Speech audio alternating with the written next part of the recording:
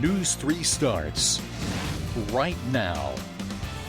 Good evening. We're following breaking news out of Cairo tonight. A violent robbery at the First National Bank on Washington Street. It happened around 5:15 this evening. Police say a suspect with a knife and a gun injured several people during the holdup, and we're told at least one of those victims has died. News 3's Sam Jones joins us from the scene with the latest. And I understand, Sam, a state police news conference is about to get underway. That's right, Eden and Emily. We actually just spoke with state police. Trooper Joey Watson is here, still giving us a little bit more information. But right now, we do know they have apprehended the suspects that they've been looking for all night long. Good evening. It's been a tense 24 hours in Cairo after an armed man tried to rob the First National Bank. 2 workers were stabbed to death, a third critically wounded. State police identified those victims this afternoon. Nita Smith of Wickliffe, Kentucky, and Anita Grace of Olive Branch. Both were 52. After a manhunt, a chase, and a standoff last night, police arrested the suspect. He's identified as 29-year-old James Watts of Cairo. We have team coverage tonight from News 3's Sam Jones and Stephanie Tierpak. We begin with Stephanie, who has a closer look at the timeline of just what happened. A high-speed chase topping 100 miles per hour through the city of Cairo came to a standoff Thursday night on this railroad bridge over the Ohio River. The suspect on the tracks was 29-year-old James Nathaniel Watts. He's a Cairo resident with a history of forgery and child sex abuse who was released from Menard Prison just 2 weeks ago. So far, his only new charge is for a felon in possession of a firearm. But on Thursday evening around 5:15, 3 female employees were stopped as they were leaving First National Bank. An FBI agent's testimony explains Watts forced them back inside in an attempted robbery. He wasn't able to get money, but police say 2 of the employees were fatally stabbed and a third critically injured. He was seen leaving with the victim's purse and her SUV. At 6:55, police spotted that same vehicle with Watts at the wheel. He tried to speed away before hiding out on the railroad trestle. Around 9 p.m., the standoff finally came to an end, with the FBI taking Watts into custody along with a pistol that he was carrying. In Cairo, Stephanie Tierpak, News 3. Police have not released the name of the bank worker who survived the attack. She's identified only as a 23-year-old woman. She remains in the hospital in critical condition. Meanwhile, friends and family are mourning the 2 women killed, along with people throughout the Cairo community. News 3's Sam Jones has more on the victims. We're here outside the bank, which, as you can see by this yellow tape, is still a crime scene. It's where 2 52-year-old employees were fatally stabbed. The third, at 23 years old, was critically wounded. State police say 3 female employees were closing up the bank Thursday night when an armed suspect forced them back inside. They were found inside a break room. One of them, Nita Smith, was a new grandmother. We're all just in shock right now. We just can't believe it. We can't believe something like that has happened. But it has. The other victim, Anita Grace of Olive Branch, also died of her injuries. Family says the third female has been in surgery and was stabbed multiple times. The families say they take some comfort knowing a suspect is behind bars, but that doesn't erase the pain that's engulfed this entire community. The town has been rocked by this senseless violence. Reporting in Cairo, Sam Jones, News 3. Good evening. The storm moved in around midday, and we've seen heavy snow and sleet at times. Some schools are already calling off classes for tomorrow. We're showing those at the bottom of your screen. We have a full team of reporters spread out across the region covering this storm. Evie Allen is in Vienna right now. Sam Jones is keeping an eye on things in Carbondale. Stephanie Tierpak is standing by in Perry County, and meteorologist Tony Lawback is in Mount Vernon. And we begin with News 3's Matthew Searcy. He's standing by live in Marion to start our coverage. Matt, how's it look out there? Guys, I'm here off of Route 13 and Interstate 57, where the freezing rain has really let up in the last hour. It's just a light drizzle right now, but that wasn't the case earlier this afternoon. Now, sleet and snow began falling on Williamson County roads just before noon today, making for difficult driving conditions. On Route 13, a spinout caused an SUV to hop a curb. And on Interstate 57, traffic has been much slower throughout the day. State police tell me the I-57 north and southbound lanes near Marion have been the biggest problem area today. More than a dozen spinouts and fender benders have been reported, although none of the accidents are believed to be serious. As you can imagine, it's impacted travel plans as well. I spoke to one trucker who was on his way to Chicago up I-57. He said he had to pull over for the night because the roads were just too treacherous. Live in Marion, Matthew Searcy, News 3. To Jefferson County now. This is a live look at the streets of Mount Vernon tonight from one of our mobile weather labs. Meteorologist Tony Lawback is out and about keeping an eye on the conditions there. Tony, how's it look? Good, Emily. In fact, it's quite a mess. All of the roads, the highways, all the city streets are completely snow covered. The traffic is moving on most of the major arteries. The big problem tonight, though, has been the on-ramps and the off-ramps. Many of them have been closed throughout the evening while cars have been cleared. I've seen numerous tow trucks, police, emergency officers trying to get these on-ramps clear from people who just can't get up the incline. That has been the biggest issue tonight. And one last thing to note here in Mount Vernon, the snow has changed over to sleet. So ice is starting to build up. It's very treacherous out here. Live from Mount Vernon, Tony Lawback, News 3. We move southwest to Perry County. Snow is piling up there as well, keeping road crews busy and worrying some parents. News 3's Stephanie Tierpak has the latest from there. Perry County has seen a lot of snow this winter, and Tuesday afternoon was no different. The snow started falling just before noon, and the big heavy flakes didn't let up for hours, covering area roads. We spend a lot of time doing this. The Perry County Highway Department geared up for another storm, pre-treating the pavement in the morning and starting plows in the afternoon. I'll have 10 trucks out and probably 2 graders. County Engineer Brian Otten has been keeping an eye on the forecast and was relieved to see mostly snow coming down. If the ice will fall after the snow has fallen, there's a good chance that we can push it all off and be done with it. But even without much sleet or freezing rain, some parents in Pinckneyville were worried about conditions. It's terrible. Since local school districts didn't let out until the normal dismissal time. Still, others were glad to see their kids avoid another missed day of classes. We actually live here in town, so that's not too bad for us, but for some of the people out of town, it might be tough. County road crews will take a break Tuesday evening to let the snow finish falling, but they'll be back to work and out on the roads around 3 o'clock in the morning. In Perry County, Stephanie Tierpak, News 3. A lot of schools dismissed early today as the snow started to fall. This was the scene at Carterville Junior High School. Classes let out at 11:30 this morning and students were sent home. Administrators say it was important to get children on the buses and back home before the worst of the winter weather hit. Conditions have been getting worse by the hour as the day went on in Carbondale. News 3's Sam Jones has been there all afternoon and she joins us now live with an update. Sam, what are you seeing? Emily, there's a steady flow of sleet here. It's tapered off a bit, but as temperatures are dropping now that the sun's gone down, both of those things are making for dangerous conditions here in Carbondale. Snowplows worked all day long trying to keep up with the elements. They're facing a daunting battle though, and drivers still packed the roads despite this storm. While braving the icy conditions, some ended up in ditches. Tow trucks like this one are busy trying to help stranded drivers all across the area. They expect a long night ahead, one filled with lots of slush and ice. We tell you this in many winter storms, but once again, it is true. Police suggest staying inside your homes and off the roads. I can tell you I've seen many cars lose control and spin out on Route 13 here beside me, even those moving slowly in the university parking lot here. Reporting live in Carbondale, Sam Jones, News 3. Let's move a little south to Johnson County now. Of course, Interstate 24 is the important artery running through that area. A winter mix has been falling much of the day there, and there is a crash blocking part of the interstate tonight. News 3's Avi Allen is live in the Vienna area now with the latest. Avi, what are you seeing right now?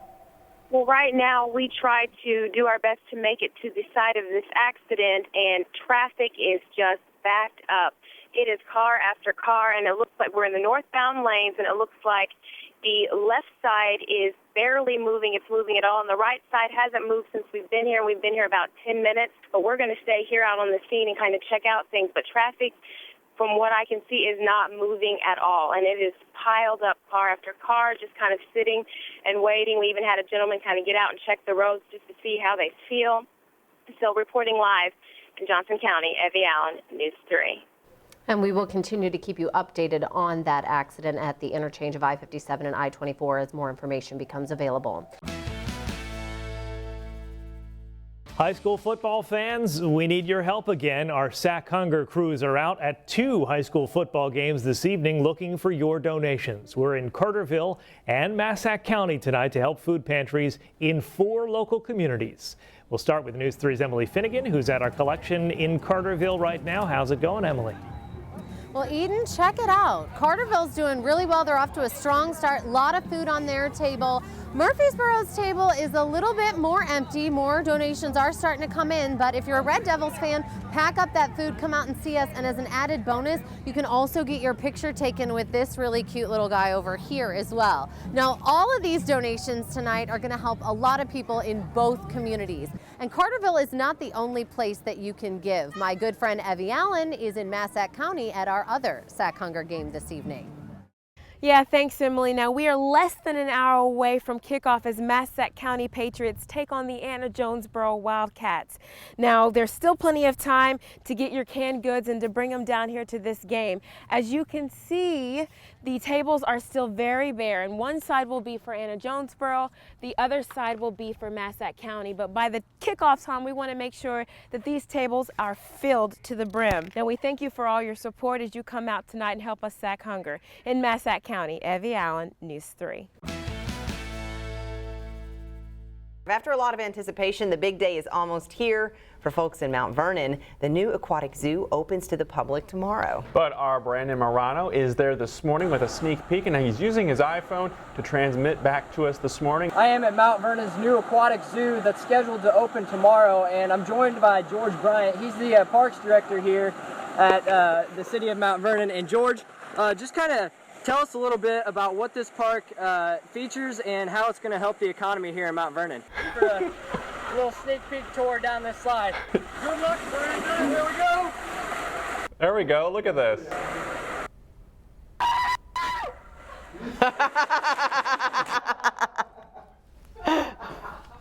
Wow. He saw the white light, it looks like. Oh my goodness. I thought he was going to chicken out there for a minute. I did too.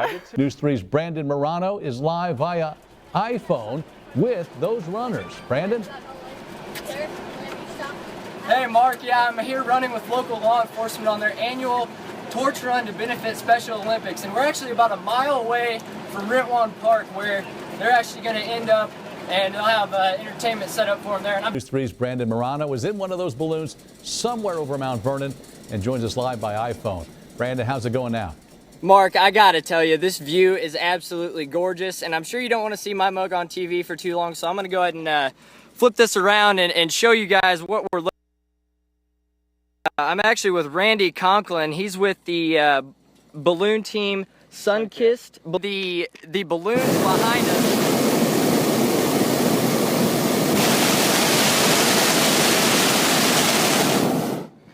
Sorry about that. You know, it is a hot air balloon, so we do have to blow some hot air in it every once in a while. Live from WSIL TV in high definition, this is News 3.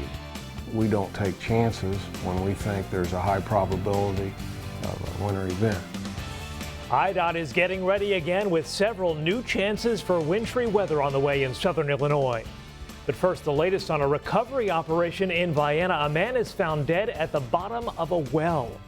Good evening. Crews from several local fire departments were called to the emergency in Johnson County this afternoon. A man was found in a well at a home along Old Route 146 near Vienna. News 3's Sam Jones joins us live from the scene this evening with the latest on what happened. Sam?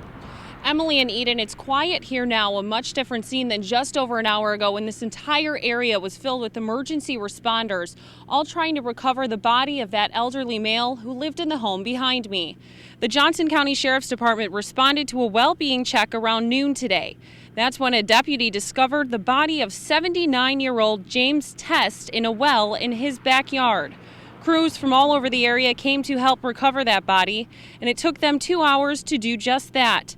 Sheriff Ellery Faulkner says foul play is not suspected. It appears to be a freak accident. Probably had walked across that old well curbing thousands of times, but with all the freezing weather and everything we've had, he walked out there on it and it just buckled and he went in.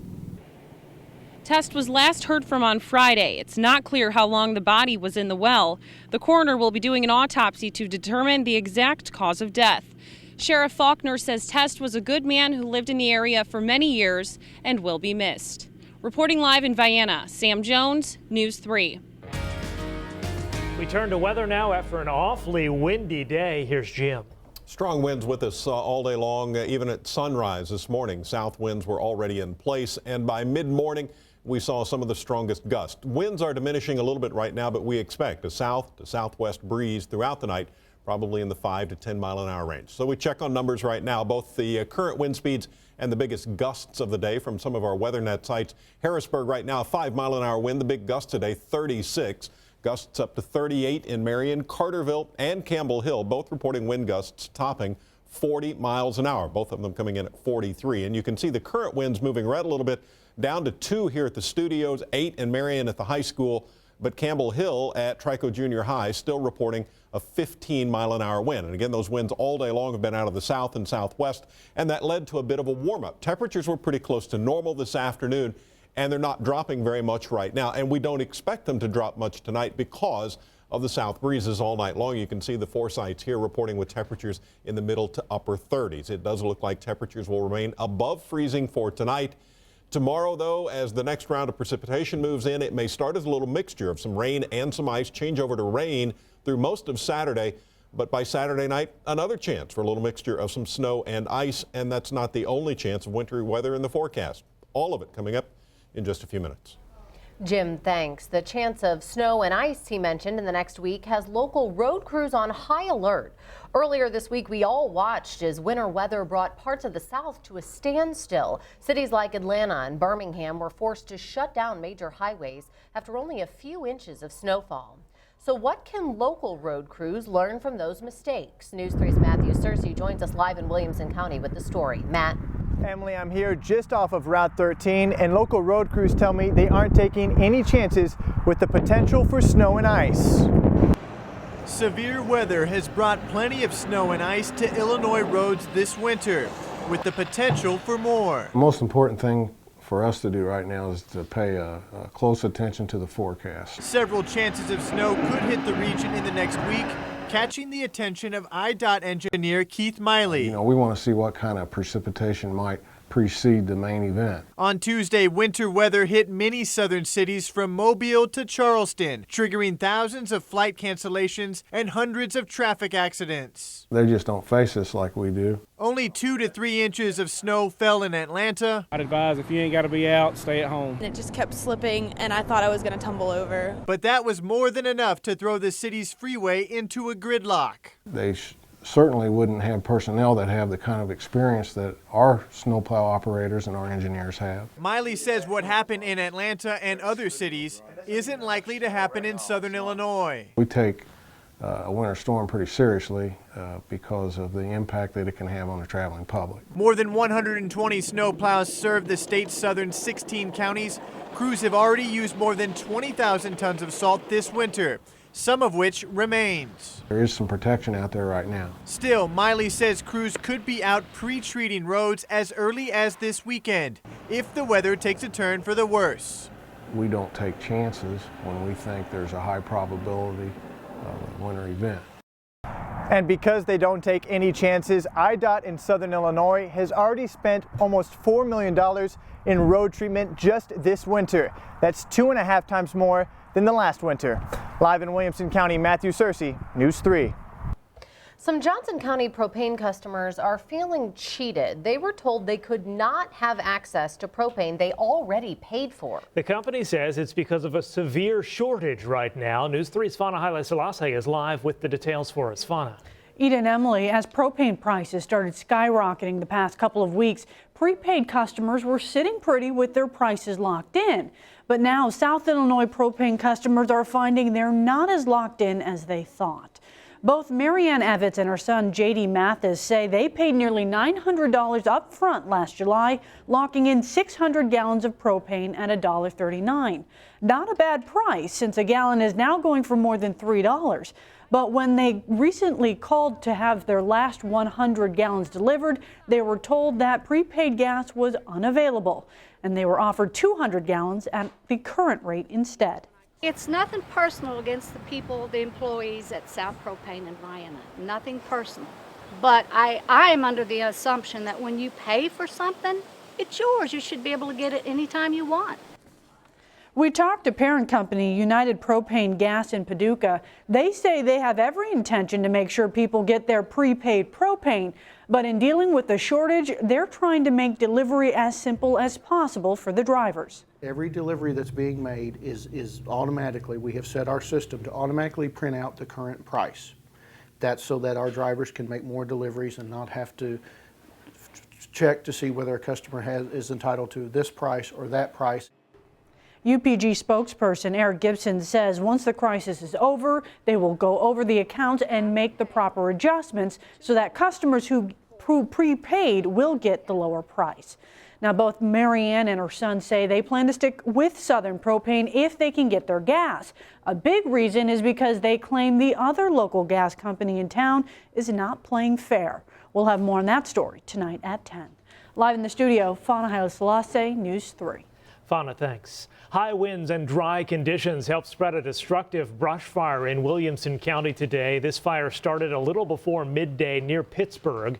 The flames destroyed 2 abandoned trailers. Another nearby occupied home saw heat damage. Crews were worried about a propane tank in the path of the fire, but were able to keep the flames from reaching that. Firefighters at the scene say in all 4 acres were charred. Kentucky State Police say the fire that killed 9 family members this morning started accidentally when combustible material made contact with a baseboard heater. The fire broke out around 2 a.m. at a home just outside Greenville, Kentucky. A family of 11 was inside at the time. The mother and 8 kids from 4 to 15 years old died. The father and an 11-year-old daughter were able to escape. Both are being treated at a Tennessee hospital. Fire crews say by the time they arrived, the flames were so intense they could not get inside the house. A fire in Williamson County destroyed a trailer this morning. Firefighters on scene say by the time they were able to respond, the fire was out of control. The entire home went up and the fire spread to some brush behind it as well. 2 people living in the home were there when the fire began, but they were able to make it out safely. The former Carterville School's treasurer has admitted stealing money from the district. Todd Frazier pleaded guilty today in Benton federal court to theft and embezzlement. He admitted pocketing between $70,000 and $120,000 during the 2010 school year. School leaders fired Frazier in February 2012 after an audit revealed the missing money. Frazier's lawyer says the 31-year-old has since moved out of this region. He lives in Michigan, which is where he was born and raised. Does he have a job or? Not yet. Frazier faces up to 10 years in prison, a fine of $250,000, and he'll have to pay back the money he stole. His sentencing is set for May 8th. A new rip-off scheme targeting cell phone users has hit our region. It's called the One Ring scam. Computers are programmed to call numbers and hang up after 1 ring. The scammers hope victims' curiosity gets the best of them. If they call back, they're charged a big fee and high per minute rates, since most of the numbers are registered out of the country. No complaints have been filed locally yet, but several people have reported the mysterious phone calls. Sit on the computer, Google the number. It popped up right away that it was in the Dominican Republic and was a scam. The Better Business Bureau says the scam is spreading rapidly all across the country. A new report shows the Illinois poverty rate hasn't changed much in the past 50 years now. Chicago's Social Impact Research Center found almost 15% of Illinois residents lived below the poverty line in 2012. That's about the same as 1960, despite all the state and federal programs helping the poor in that time. At least 11 counties in our region are considered high poverty. Alexander County is the highest at more than 32%. The latest jobs numbers show unemployment on the rise for many counties across the region right now. In December, 8 southern Illinois counties had double-digit jobless rates. Franklin County was highest at more than 12.5%. Hardin, Perry, and Union were all above 11%. Jackson County has the lowest unemployment rate in our region right now at 7.8%. The federal government's announced plans to fund tracking devices for children with autism. The systems, often used with Alzheimer's patients, can be expensive, but they can be crucial when a person wanders away. Jefferson County first responders put their search skills to the test this afternoon after a short training session with the CareTrack program. Devices like this are gaining national attention following the death of a New York teen who wandered away. Professionals like Kristen Shaper at the Center for Autism Spectrum Disorders hear about it all too often. And the kids with ASD just don't recognize that things are dangerous. You know, they might like water and, I will just go get in the water and not realizing that it's going to get deep and they can't swim. Thanks to the push from New York, federal funds will now offset the cost of buying GPS tracking systems for kids with autism. CareTrack is not GPS based, but the company is contacting Illinois lawmakers to see if they qualify. Still ahead here at 6, SIU's enrollment is down again. We'll take a closer look at the spring numbers. And the university marks a milestone, opening 2 newly renovated floors at Morris Library. You're watching News 3.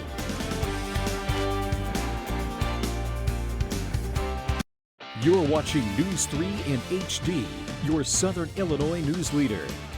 With Eden Schultz, Emily Finnegan, meteorologist Jim Reeser, and Darren Kennard. We always budget and anticipate that the spring will be smaller.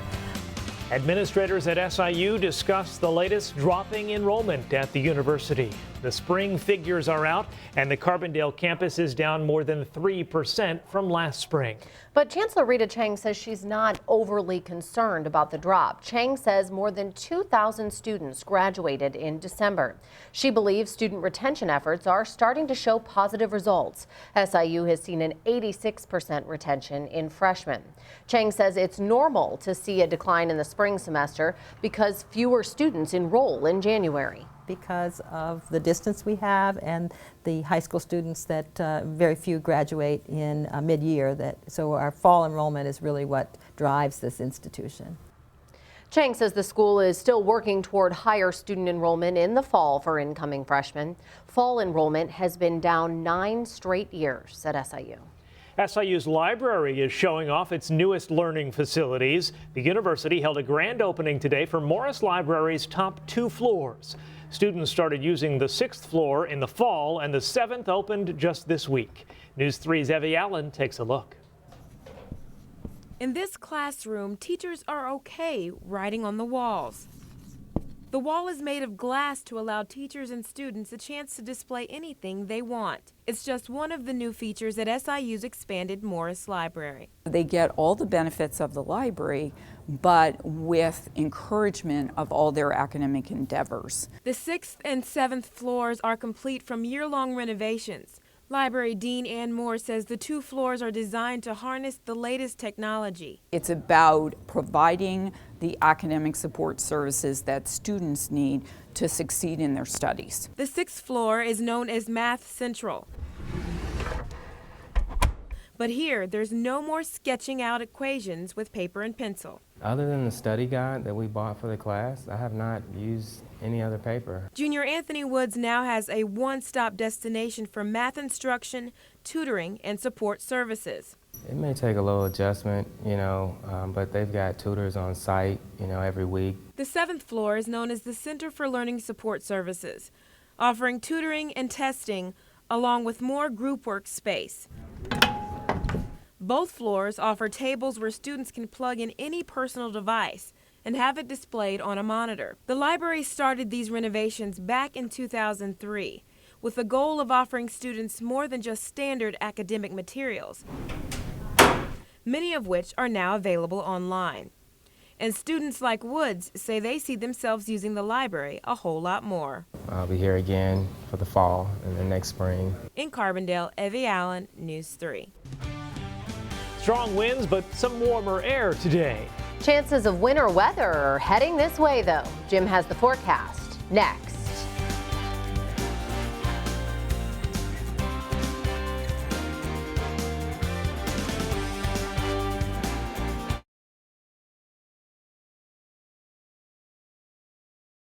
putting accuracy first. This is News 3 weather. It has been very cold, but overall our weather has been sort of quiet. Not a lot of precipitation for several days now. That is all about to change, and honestly there is a lot going on. I could talk for the next 30 minutes and not cover it all, so we're going to compress it down. The most important thing showing up for me, the most important thing on vapor and flow, is that flow starting to come up out of the Pacific again. We talked about it a couple of days ago that it was starting to drop down and push back into the United States, a way that it could move our direction, and now it's coming from the more southerly flow. That becomes a very active pattern for us. That's a constant flow of humidity in over the top of us, and then as forecasters, we just have to determine what's the temperature structure of the atmosphere going to be. Not just what's going on at the ground, what's going on upstairs. Sometimes when that's coming in from the southwest, it's warmer upstairs than down below, and that's when we talk about icing events. And personally, I see multiple chances for that over the next week to 10 days. We'll be talking more about that, each one of them as they approach. A little bit wave of energy coming close today, but notice the precipitation just drying up as it gets here to home. That's because the air is very, very dry. Our dew point's still running in the single digits. That dry air is going to soak up a lot of humidity before we actually see anything getting to the ground. Very strong south flow now pushing all the way into the Great Lakes region. Chicago is up to 31, 56 in Dallas, 46 in New Orleans. That warm air will continue to flow in here overnight. Our day much closer to normal than we have been in a while. 20 to 39, normal marks 23 and 41. Currently in Harrisburg at the middle school, 37 degrees, dew point 10. That number will continue to go up slowly tonight. South winds right now diminished down to around 4. The big wind gust there today, 36 miles an hour. So Skycast showing the clouds around. We put everything into motion. The clouds continued there, the little chances for rain, and there's a little mixture right around I-64. And then by the time we get to Saturday, all of the wintry weather has gone north because warm air just continues to move in. But it looks like it may rain all day Saturday. It does look like it's going to be light rain because we put up the rainfall totals, and this is from now all the way until 6 p.m. on Saturday.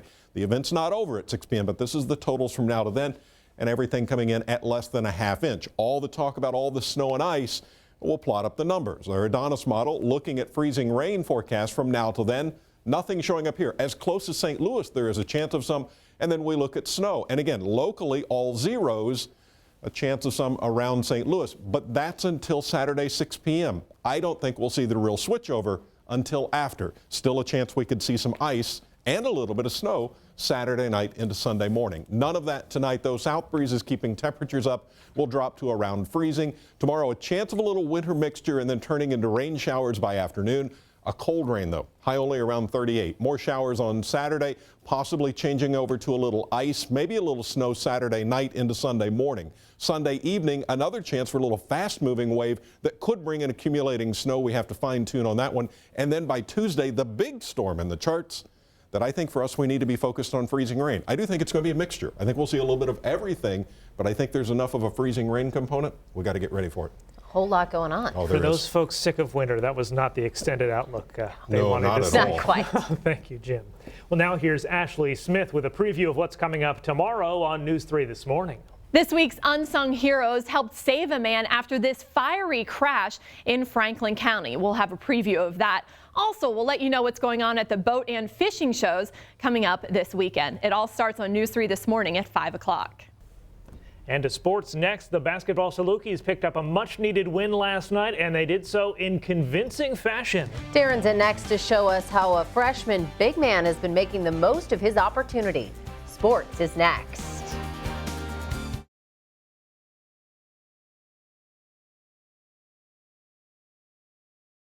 This is News 3 Sports in HD.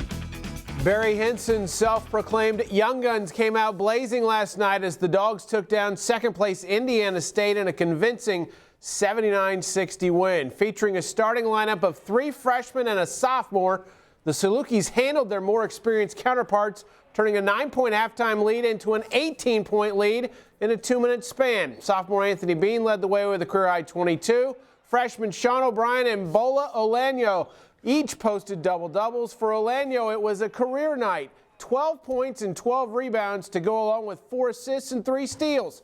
That makes 20 points and 20 rebounds in Bola's first 2 collegiate starts. I mean, I'm just trying to help my teammates to win the ball game. Since I know that, I mean, if it's rebounding or help, my team to win the ball game. He's doing a great job on the boards. I thought but before we were struggling on the offensive end, defensive end. Then he just comes in. He brings great energy. He gets every board. He's like that in practice. He gets every board that comes off the glass. Bolo and the Dogs will open the second half of the Valley season Saturday afternoon at home against Loyola. So here's a look at the Valley standings at the midway point. Wichita State now owns a 2-game lead over Indiana State. Northern Iowa is third. It's a 3-way tie for fourth and a 4-way tie for seventh. Only 1 game separates the bottom 7 teams in the league. Marion's wrestling team has been on a roll this season. The Wildcats are 16-2 overall, and they have a chance to set a school record for most wins in the program next week. One of the reasons that Marion has enjoyed its recent success, senior Luke Abbott. He's currently 28-3 on the season. Abbott is hoping to continue to improve and earn a trip to state this season. That would be probably the biggest accomplishment I could think of, is to maybe get my name on our poster board, which has our state placers on it. I could see him definitely being a state qualifier, and he's got the potential to be a state place winner at the state tournament with all the hard work that he's put in. Caleb Martin will have more on Abbott for you tonight on News 3 at 10. NASCAR announced today it's overhauling its championship format, making some drastic changes to the chase for the Cup. The chase will be expanded from 12 to 16 drivers, with more emphasis being placed on winning races. Once in the chase, 4 cars will be eliminated every 3 races. You'll end up with 4 drivers left in a final battle in the final race of the season, now called the Sprint Cup Championship. Sounds interesting. Thank you, Darren. Sure. We'll be right back. Kind of a mess out there weather-wise in the coming days. Yeah, and we're going to say that over and over again, I think, over the next couple of weeks. Here comes the first round. If you're traveling tomorrow, it's from here north. We think some rain will move in here. Could be mixed with a little bit of sleet at times, but generally a rain. But if you're going to Chicago, snow tomorrow, a high of 21. Kansas City, snow, and a high of 28. I hate to see what they're saying about you on social media these days. I don't go there anymore. That does it for us. Entertainment Tonight is next. Have a good evening.